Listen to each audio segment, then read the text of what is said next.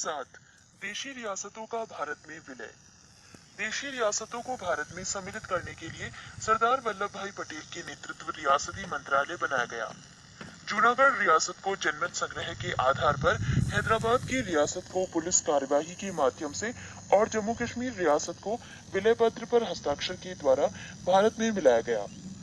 पृष्ठ 191, जिसमें संप्रति 28 राज्य और 7 केंद्र शासित प्रदेश हैं।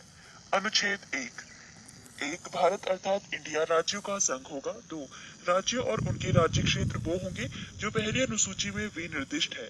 3 भारत के राज्य क्षेत्र में अर्जित किए गए अन्य राज्य क्षेत्र समाविष्ट होंगे। अनुच्छेद 2 भारत की संसद के विधि द्वारा ऐसे निर्बंधों और शर्तों पर जो वह ठीक समझे संघ में नए राज्य का प्रवेश या उनकी स्थापना की शक्ति प्रदान की गई। अनुच्छेद 3 नए राज्यों का निर्माण और वर्तमान राज्यों के क्षेत्रों, सीमाओं या नामों में परिवर्तन संसद विधि द्वारा कर सकती है। भाषा के आधार पर राज्यों का पुनर्गठन उचित है या नहीं, इसकी जांच के लिए संविधान सभा के अध्यक्ष राजेंद्र प्रसाद ने इलाहाबाद उच्च न्यायालय के अवकाश प्राप्त न्यायाधीश S.K. धर की अध्यक्षता में एक 4 सदस्यीय आयोग की नियुक्ति की। इस आयोग ने भाषा के आधार पर राज्यों के पुनर्गठन का विरोध किया और प्रशासनिक सुविधा के आधार पर राज्यों के पुनर्गठन का समर्थन किया। धर आयोग के निर्णयों की परीक्षा करने के लिए कांग्रेस कार्य समिति ने अपने जयपुर अधिवेशन में जवाहरलाल नेहरू, वल्लभ भाई पटेल और पट्टाभी सितार मैया की एक समिति का गठन किया।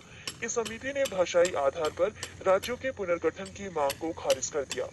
नेहरू, पटेल एवं सितार मैया जेवीपी समिति की रिपोर्ट के बाद मद्रास राज्य के तेलुगु भाषियों ने पोटी श्री रामुलु के नेतृत्व में आंदोलन प्रारंभ किया।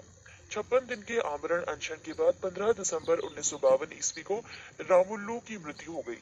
रामुलु की मृत्यु के बाद प्रधानमंत्री नेहरू ने तेलुगु भाषियों के लिए पृथक आंध्र प्रदेश के गठन की घोषणा कर दी। 1 अक्टूबर 1953 ईस्वी को आंध्र प्रदेश राज्य का गठन हो गया। ये राज्य स्वतंत्र भारत में भाषा के आधार पर गठित होने वाला पहला राज्य था। उस समय आंध्र प्रदेश की राजधानी कर्नूल थी। राज्य पुनर्गठन आयोग के अध्यक्ष फजल अली थे। इसके अन्य सदस्य पंडित हृदयनाथ कुंजरू और सरदार के.एम. पाणिक्कर थे। राज्य पुनर्गठन अधिनियम जुलाई 1956 ईस्वी में पास किया गया। इसके अनुसार भारत में 14 राज्य एवं 6 केंद्र शासित प्रदेश स्थापित किए गए। नवंबर 1954 ईस्वी को फ्रांस की सरकार ने अपनी सभा बस्तियां पौंडीचेरी, यनाम, चंद्रनगर और केरिकल को भारत को सौंप दिया। 28 मई 1956 ईस्वी को इस संबंध में संधि पर हस्ताक्षर हो गए। इसके बाद इन सभी को मिलाकर पौंडीचेरी संघ राज्य क्षेत्र का गठन किया गया। भारत सरकार ने 18 दिसंबर 1961 ईस्वी को गोवा, दमन व द्वीप की मुक्ति के लिए पुर्तगालियों के विरुद्ध कार्यवाही की और उन पर पूर्ण अधिकार कर लिया। 12वें संविधान संशोधन द्वारा गोवा, दमन व द्वीप को प्रथम परिशिष्ट में शामिल करके भारत का अभिन्न अंग बना दिया गया। 1 मई 1960 ईस्वी को मराठी एवं गुजराती भाषियों के बीच संघर्ष के कारण बम्बई राज्य का बंटवारा करके महाराष्ट्र एवं गुजरात नामक 2 राज्यों की स्थापना की गई। नागा आंदोलन के कारण असम को विभाजित करके 1 दिसंबर 1963 ईस्वी में नागालैंड को अलग राज्य बनाया गया। 1 नवंबर 1966 ईस्वी में पंजाब को विभाजित करके पंजाब यानी पंजाबी भाषा एवं हरियाणा हिंदी भाषी 2 राज्य बना दिए गए। 25 जनवरी 1971 ईस्वी को हिमाचल प्रदेश को पूर्ण राज्य का दर्जा दिया गया। 21 जनवरी 1972 ईस्वी मणिपुर, त्रिपुरा एवं मेघालय को पूर्ण राज्य का दर्जा दिया गया। पृष्ठ 192। 26 अप्रैल 1975 ईस्वी को सिक्किम भारत का 22वां राज्य बना। 20 फरवरी 1987 ईस्वी में मिजोरम एवं अरुणाचल प्रदेश को पूर्ण राज्य का दर्जा दिया गया। 30 मई 1987 ईस्वी में गोवा को 25वां राज्य का दर्जा दिया गया।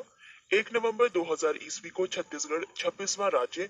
9 नवंबर 2000 ईस्वी उत्तरांचल अब उत्तराखंड 27वां राज्य एवं 15 नवंबर 2000 ईस्वी को झारखंड 28वां राज्य बनाया गया। वर्तमान समय में भारत में 28 राज्य एवं 7 संघ राज्य क्षेत्र हैं। इन्हें ही संविधान की प्रथम अनुसूची में शामिल किया गया है। क्षेत्रीय परिषद।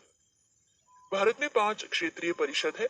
इनका गठन राष्ट्रपति के द्वारा किया जाता है और केंद्रीय गृह मंत्री या राष्ट्रपति द्वारा मनोनीत केंद्रीय मंत्री क्षेत्रीय परिषद का अध्यक्ष होता है। संबंधित राज्यों के मुख्यमंत्री उपाध्यक्ष होते हैं जो प्रतिवर्ष बदलते रहते हैं। नए राज्यों का गठन वर्ष। आंध्र प्रदेश 1953 ईस्वी, महाराष्ट्र 1960 ईस्वी, गुजरात 1960 ईस्वी, नागालैंड 1963 ईस्वी, हरियाणा 1966 ईस्वी, हिमाचल प्रदेश 1971 ईस्वी, मेघालय 1972 ईस्वी, मणिपुर त्रिपुरा 1972 ईस्वी, सिक्किम 1975 ईस्वी, मिजोरम अरुणाचल प्रदेश गोवा 1987 ईस्वी, छत्तीसगढ़ उत्तराखंड एवं झारखंड 2000 ईस्वी। भारत में कुल 5 क्षेत्रीय परिषदों पर सम्मिलित राज्यों के नाम इस प्रकार हैं। एक, उत्तरी क्षेत्रीय परिषद पंजाब, हरियाणा, राजस्थान, जम्मू कश्मीर, हिमाचल प्रदेश तथा चंडीगढ़ एवं दिल्ली संघ राज्य क्षेत्र। दो, मध्य क्षेत्रीय परिषद उत्तर प्रदेश, मध्य प्रदेश, उत्तराखंड एवं छत्तीसगढ़। तीन, पूर्वी क्षेत्रीय परिषद बिहार, पश्चिम बंगाल, उड़ीसा, झारखंड, असम, सिक्किम, मणिपुर, त्रिपुरा, मेघालय, नागालैंड, अरुणाचल प्रदेश तथा मिजोरम। चार, पश्चिमी क्षेत्रीय परिषद गुजरात, महाराष्ट्र, गोवा राज्य, दमन द्वीप एवं दादर तथा नगर हवेली संघ राज्य क्षेत्र। पाँच, दक्षिणी क्षेत्रीय परिषद आंध्र प्रदेश, केरल, कर्नाटक एवं तमिलनाडु राज्य एवं पुदुचेरी संघ राज्य क्षेत्र।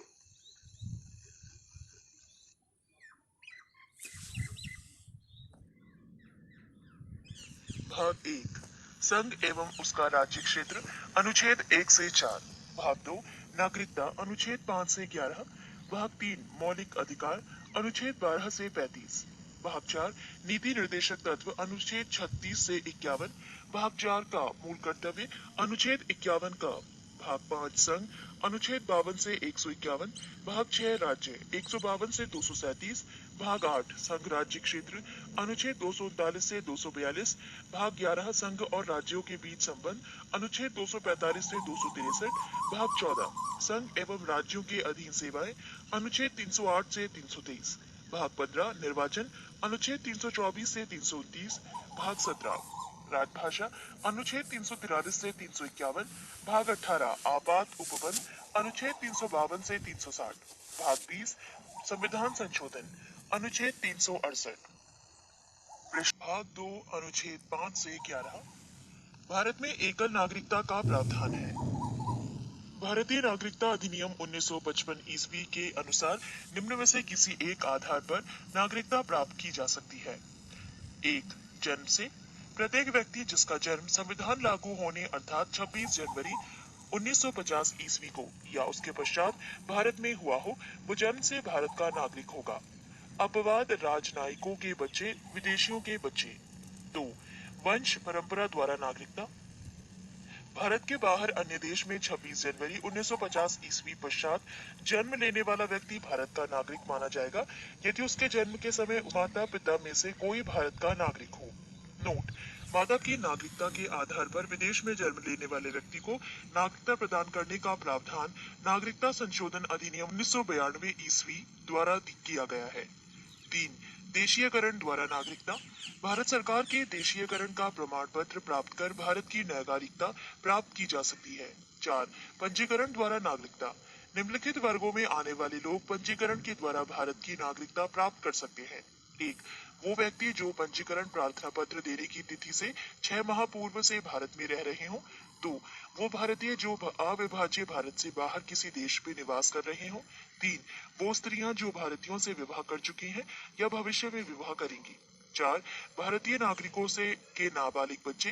पाँच, राष्ट्रमंडलीय देशों के नागरिक जो भारत में रहते हों या भारत सरकार की नौकरी कर रहे हों, आवेदन पत्र देकर भारत की नागरिकता प्राप्त कर सकते हैं। पाँच, भूमि विस्तार द्वारा, यदि किसी नए भूभाग को भारत में शामिल किया जाता है तो उस क्षेत्र में निवास करने वाले व्यक्तियों को स्वतः भारत की नागरिकता प्राप्त हो जाती है।